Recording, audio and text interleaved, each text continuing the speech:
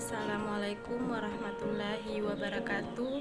Perkenalkan, nama saya Novia Rahmadamayanti, Stambuk B201-19070. Saya merupakan salah satu mahasiswa Universitas Tadulako, Fakultas Ilmu Sosial dan Ilmu Politik, Program Studi Sosiologi. Pada video kali ini saya akan menjelaskan mengenai sosiologi kependudukan, yang mana untuk memenuhi salah satu tugas final pada mata kuliah sosiologi kependudukan. Baik, langsung saja. Pokok bahasan yang akan saya jelaskan yaitu ada 3. Yang pertama mengenai sosiologi kependudukan, yang kedua mengenai arti dan tujuan demografi atau ruang lingkup, dan yang terakhir mengenai masalah-masalah kependudukan. Langsung saja, yang pertama yaitu apa sih itu sosiologi kependudukan? Baik, sosiologi kependudukan adalah ilmu yang mempelajari dinamika kependudukan, meliputi ukuran, struktur, dan distribusi penduduk, serta bagaimana jumlah penduduk berubah setiap waktu akibat kelahiran, kematian, migrasi, serta penuaan. Sedangkan menurut Ananta 1993.222, beliau menjelaskan bahwa sosiologi kependudukan adalah studi kependudukan yang mempelajari variabel-variabel demografi, juga memperhatikan hubungan asosiasi antara penduduk dengan berbagai variabel sosial, ekonomi, politik, biologi, genetika, lingkungan, dan sebagainya. Berdasarkan kedua pengertian sosiologi yang baru saya jelaskan, dapat disimpulkan bahwa sosiologi kependudukan merupakan ilmu yang mempelajari tentang fenomena dan masalah-masalah kependudukan, yang mana meliputi ukuran, struktur, dan distribusi penduduk yang berkaitan dengan situasi sosial di dalam masyarakat. Sosiologi kependudukan merupakan salah satu subilmu dalam sosiologi. Pada dasarnya, sosiologi kependudukan merupakan konsentrasi sosiologi yang lebih spesifik mengkaji fenomena kependudukan dalam masyarakat. Sosiologi kependudukan tidak jauh berbeda dengan studi kependudukan atau yang biasa disebut dengan ilmu kependudukan. Hanya saja, sosiologi kependudukan lebih fokus pada konteks sosiologis atau masyarakatnya saja. Lanjut, yang kedua yaitu mengenai demografi. Apa sih itu demografi? Baik, kata demografi berasal dari bahasa Yunani yang berarti demos, adalah rakyat atau penduduk. Sedangkan graphein adalah menulis. Jadi demografi adalah tulisan-tulisan atau karangan-karangan mengenai rakyat atau penduduk. Menurut Moh-Yassin 1981. Selanjutnya, ruang lingkup. Pada dasarnya, ruang lingkup dari sosiologi kependudukan tidak jauh berbeda dengan disiplin ilmu lain seperti demografi.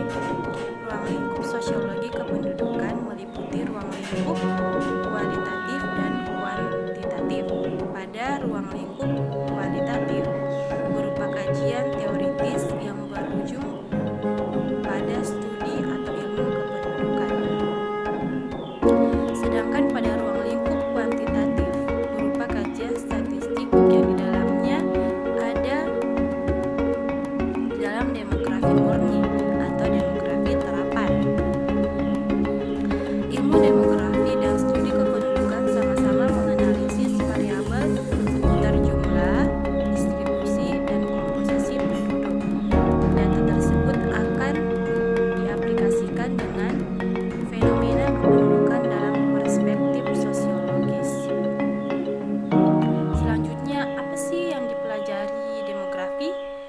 Nah, menurut Donald J. Bogue, Principle of Demography, demografi adalah ilmu yang mempelajari secara statistik dan matematik tentang besar komposisi dan distribusi penduduk dan perubahan-perubahannya sepanjang masa melalui bekerjanya 5 komponen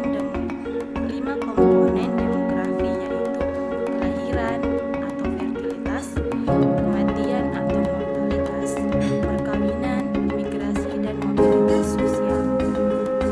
Selanjutnya, apa sih tujuan penggunaan demografi ini?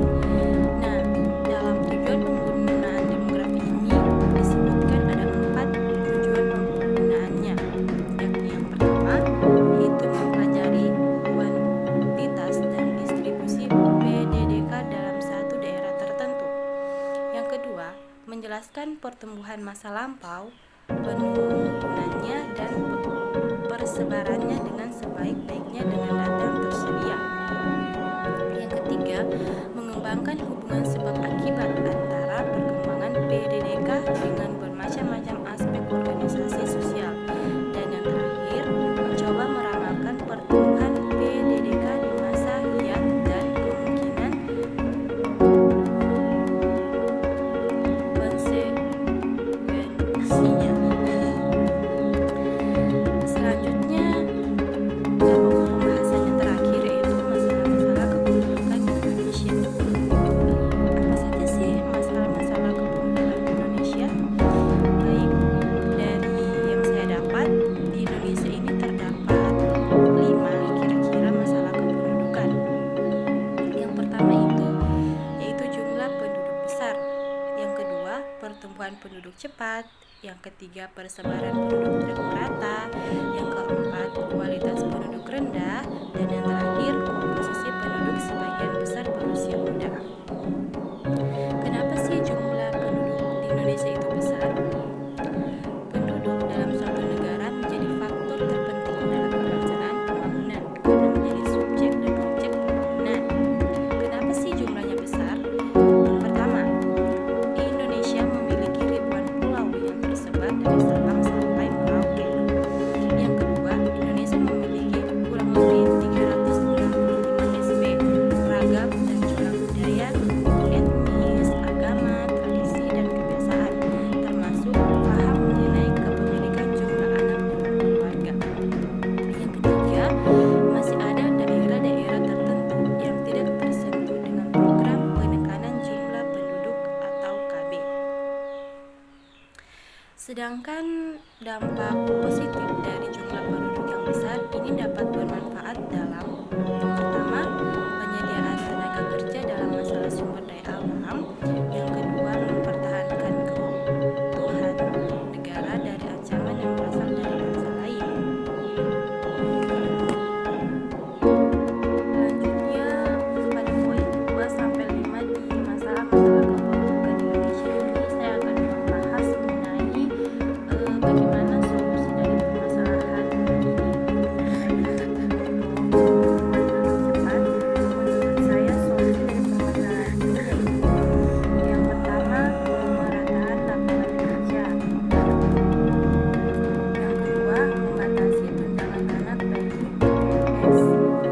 Untuk poin ketiga, persebaran penduduk tidak merata. Menurut saya, solusi dari permasalahan ini yang pertama, meningkatkan pembangunan di daerah agar terjadi pemerataan pembangunan. Yang kedua, membangun sarana dan prasarana di daerah terpencil.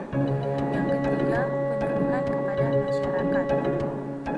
Selanjutnya pada poin keempat yaitu kualitas penduduk rendah. Menurut saya, solusi dari permasalahan ini yaitu yang pertama, meningkatkan kualitas pendidikan. Yang kedua, pembangunan fasilitas kesehatan seperti puskesmas dan rumah sakit umum serta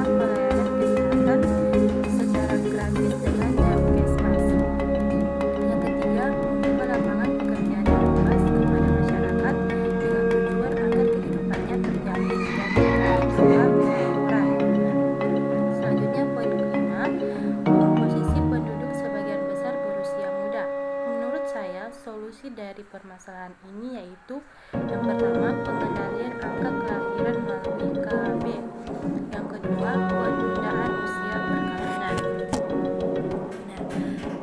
Sekian penjelasan singkat dari saya.